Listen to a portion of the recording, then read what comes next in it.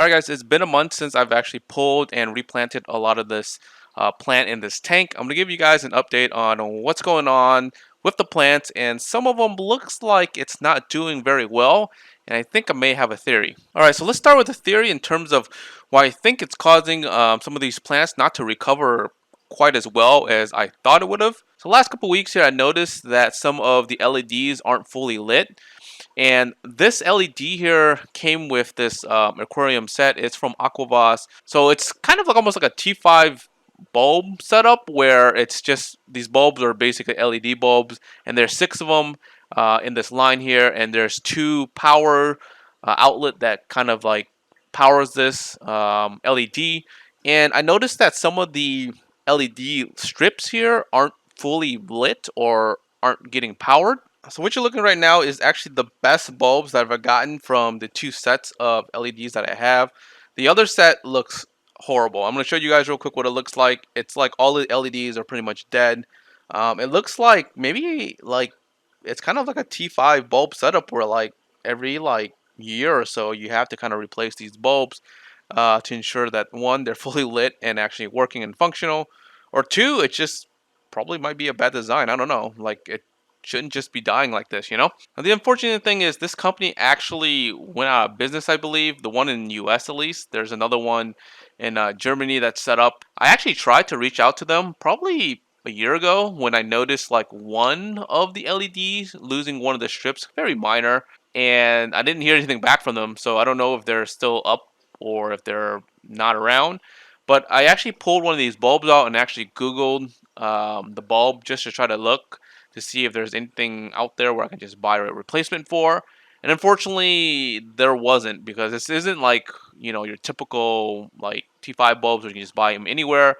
This is actually a little bit different and a little bit complex. So I don't know if I can actually find replacement bulbs for these. So pretty much once these bulbs die, I like don't know like what to do with this LED. Pretty much, it's pretty much useless to me now. A good thing is I do have a bunch of Radeon XR15s from the garage setup that I'm actually not using at all, that I actually can toss into the setup. So I'm not too worried in terms of like, oh crap, you know, if these LEDs die, what do I do? I actually have a set of LEDs. So since this LED is kind of dying, I wanted to kind of give you guys my thought of owning this LED so far, in terms of like, yes, this is bad news where we don't have replacement bulbs, and yes, this is probably like the only time you'll actually ever see it, because I don't think that a lot of people actually own this tank setup anymore, or you know, they've gotten it and they don't really talk about it. But let's kind of go over what I actually like about this LED. So the very first thing is it's very sleek, very modern looking, and the color that it actually produces is very amazing in terms of for the plant and actually the fish. Now if you look at the remaining Monte Carlos that I actually have, I actually sold out a lot of these guys. I'm trying to thin out some of this Monte Carlos so I can actually rebuild it for next year, just because, you know, obviously you don't want it too thick. You have to trim it eventually. But anyways, if you look at the color of the Monte Carlos, it's actually very green. I don't know if it's actually going to show it on the video, but in person it actually like sticks out, and it's probably one of the better LEDs that I've actually seen. The only other LED that I would say that is a lot better in terms of green color would probably be the ADA LEDs. I would say that those LEDs are pretty comparable to the Aquavas LEDs. Now, you look at the Liguilla, so normally under very high light, that this plant will go really red, and for the most part, the red is pretty good. So that means that this LED has very high par. Now, even though I don't have a par meter, I've gone actually through a lot of LEDs. I am pretty confident that this LED is pretty high in terms of par, just because of the algae buildup on the glass, even when you have a very dense planet tank. Now, the only other LED that I've actually owned that would probably be slightly better than this one would probably be the Max Spec LED, and this was the freshwater version. I know that they build a lot of the saltwater, but they actually do at one point, I don't know if they still do or not, but they actually had one point had a freshwater edition, and I actually still have it, and it's actually my dad actually has it in his tank. It's very nice. But those LEDs though is very high in par, especially at like 80, 90, and 100% utilization, and these plants turn like super red. Now you look at the Kimberleys, as you can see, like normally they're very, very purple when they're under highlight, and this purple is kind of like a light purple. Now under the max spec, what I had before, these Kimberleys would just glow like purple, like super, super nice. And so in terms of intensity, I would say this is probably the second strongest LED that I've actually ever owned. To be honest, I don't know if the Radion XR15s can produce this similar color.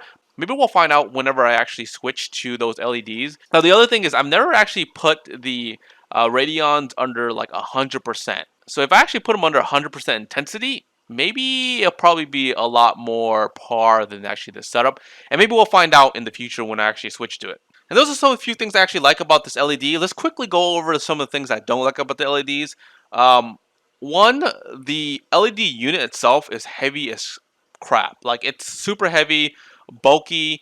The actual edges, even though it looks very nice and sleek, is very sharp. Like I've actually poked my head on a couple of these corners when I'm actually like under the tank and trying to like do some stuff and actually like go up too fast and I actually hit the corner of the tank. It hurts. It hurts a lot. So it's actually very dangerous. Now, the second thing is the power cord. The power cord is kind of like weird. Like I've never seen this before, but normally you have like one power cord, but because it's actually like two separate power cord in one, they like separated it, so it just looks like very weird. But it's also very bulky, so when you have like a strip or something like that, it actually consumes and actually takes like too much space. And of course the dying light bulb, like I didn't know that it would actually die out that fast. I thought it would have lasted a lot longer.